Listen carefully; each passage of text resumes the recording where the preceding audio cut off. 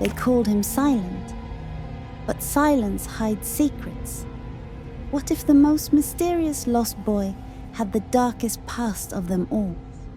Tonight, we pull back the curtain on Dwayne, the long-haired vampire who stood at David's side but never spoke more than a whisper. He wasn't just muscle. He wasn't just background. He was the still water in a storm of chaos.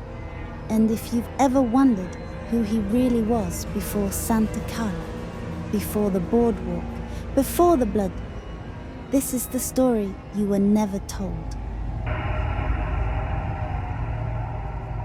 When you think of the Lost Boys, most people picture David's smirk, Star's rebellion, or Max's manipulation. But Dwayne, he lingers. He doesn't speak. He doesn't crack jokes like Paul. He doesn't act wild like Marko. He's the ghost within the gang, a presence that says more with silence than others do with words. In the movie, he's never named. Only the credits call him Dwayne. But sometimes it's the unnamed who have the richest stories buried under the sand. Dwayne was not born anywhere near California. His dark skin and sharp features hinted at Latin roots. But the truth ran deeper. He grew up on a native reservation, Wyandot blood in his veins, forever caught between two worlds. The heritage of his ancestors and the modern America that never fully accepted him. From the beginning, he was an outsider, a quiet soul who discovered early that fists solve nothing. But that didn't stop trouble from chasing him. In a world where survival often depended on strength, his silence made him a target, and his strength made him a shield. Legends tell of him skateboarding down back roads, keeping to himself, carrying the weight of siblings he once protected. This explains why, even as a vampire, he showed a paternal edge, especially with Laddie, the youngest of the pack. So how does a man like that, quiet, protective, reluctant to fight, end up riding with David's murderous circus of the damned? The trail points back to Max, the so-called head vampire, hiding in plain sight as the smiling video store owner. Max wasn't just selling VHS tapes and rewinds. He was building a family, a vampire dynasty that could live forever in Santa Carla.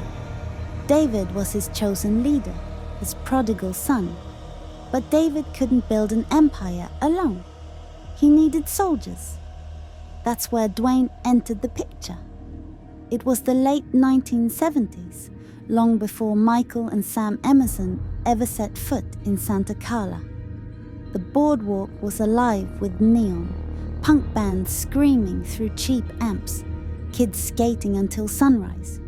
And somewhere in the middle of it all was Dwayne, a loner riding the edges of the boardwalk crowd, more shadow than man. Max saw him for what he was, strong, quiet, unanchored, a young man without a tribe, walking the world like a ghost, perfect prey, perfect soldier. One night, Max approached him not as a predator, but as a father, promises of belonging, promises of brotherhood. And in that moment, the walls Dwayne had built around himself cracked. All his years of silence, of holding back violence, of protecting others, finally turned inward.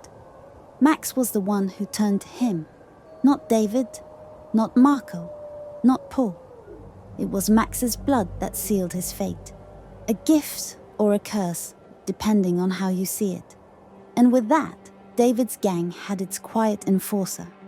Max secured a second in command for David to lead the pack of lost boys. Dwayne didn't resist. Maybe he saw immortality as an escape from a world that had never welcomed him. Maybe he thought silence could shield him from the monster inside. But when his eyes opened, red with hunger, and his soul was bound to the night, he knew there was no going back. From that moment on, Dwayne wasn't just a man anymore. He was Max's insurance policy, David's muscle, the still water that ran deeper and darker than anyone could imagine. Watch closely, and you'll see it. Dwayne is the only lost boy who truly steps forward to challenge Michael in that first standoff. He's not a clown like Paul. He's not a trickster like Marko. He's the wall, the barrier, the one who stands between prey and predator. And yet, contradiction drips through his actions. In the opening fight on the carousel, when David taunts a man and chaos breaks out, Dwayne pulls back. He doesn't throw the first punch. He doesn't dive headfirst into violence. He wears the mask of a fighter, but deep inside, maybe that old human reluctance still flickered. Here's where things get complicated. Dwayne didn't just fight for David. He obeyed him, even when it came to Star. Notice how Dwayne is the one who blocks Star from leaving with Michael. He doesn't argue, doesn't speak, just stands firm, expression carved from stone. Was this loyalty, fear, or something darker? The idea that once turned, Dwayne no longer had a choice. And then there's Laddie. Out of all the boys, Dwayne was the one who showed him kindness, calling him Bud, letting him ride with him. If David was the leader, Marko the wild card, and Paul the reckless joker, Dwayne became the reluctant father, the silent guardian to a child dragged into darkness. But silence couldn't save him. In the final battle at the Emerson house, Dwayne's loyalty led him straight into the trap. He storms the house with the others, rage burning after Marko's death. Then it happens. Sam lines up the crossbow, fires an arrow through his chest. It pins Dwayne to the stereo, sparks flying. Electricity surges, his body convulses, and in one of the most spectacular vampire deaths of the 80s, he bursts into flame. Music, electricity, and blood mixing into one violent end. The silent soldier goes out not with a whisper, but with an explosion. Dwayne's story doesn't end in that living room.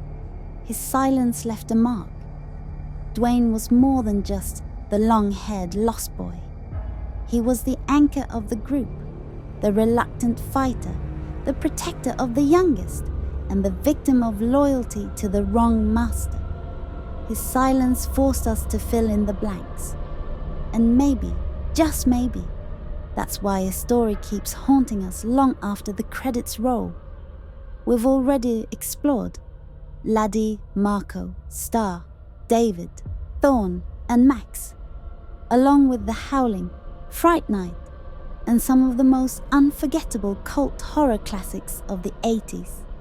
If you love diving deep into these dark legends, make sure you subscribe to Horror Unfold, hit that like button, and share this video with fellow fans. And don't forget, tap the notification bell so you never miss the next chilling tale from the world of cult horror.